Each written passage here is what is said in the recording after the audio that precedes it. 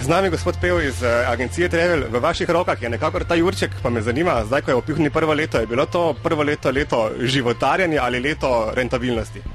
Lahko rečem, da prvo leto je kot pri vseh takih projektih, ko jih delaš, nekje negativna nula, če se tako reče.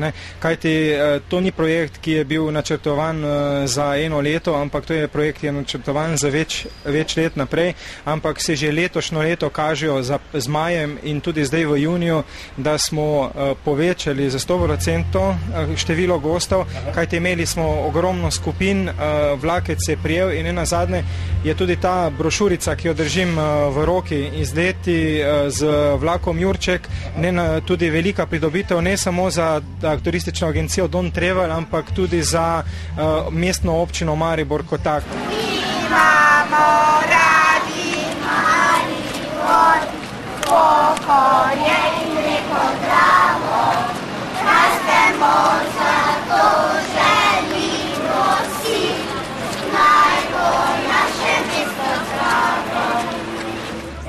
Pa kdo so večinoma potniki Jurčka? So to večinoma turisti ali so to mariborske upokojenke, ki se jim ne da sprehajati po Mariboru?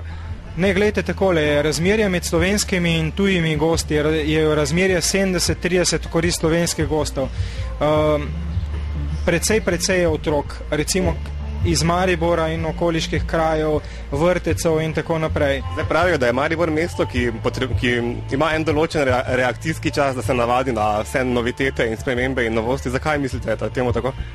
Kar se tiče vlaka Jurčka, bi lahko zanikal vaša trditev, kar je reakcijski čas je bil izredno hiter in izredno pozitiven.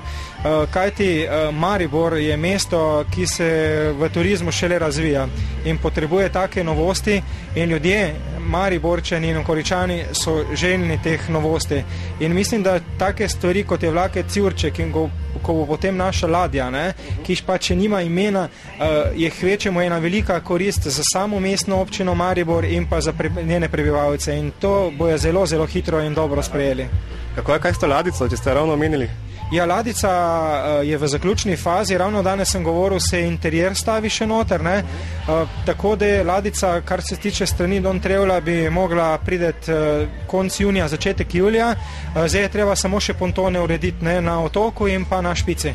Bo Jurček morda kmalu še razširil svoj spekter, ogledal kakšno dodatno traso? Glejte, dovoljenje z ministrstva za promet in pa od mestne občine imamo za 2 trasi.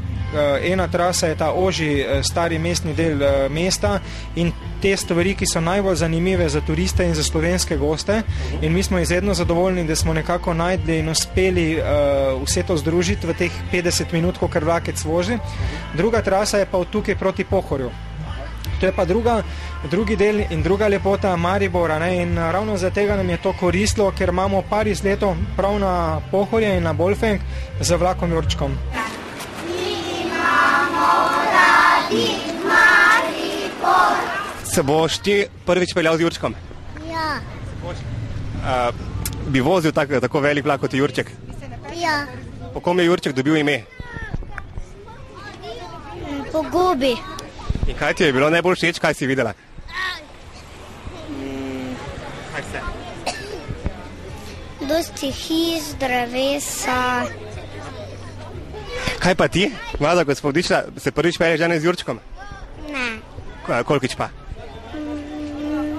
Četrtič. Bi ti tudi šofirala tako velik vlak? Ne. Ve kdo od vas, po kom ali čem je Jurček dobil ime? Ne. Veš ti? Ne. Ne veš, kaj je Jurček? Jaz vem. Jure. Jure. Kateri Jure pa? Iz našega vrtca.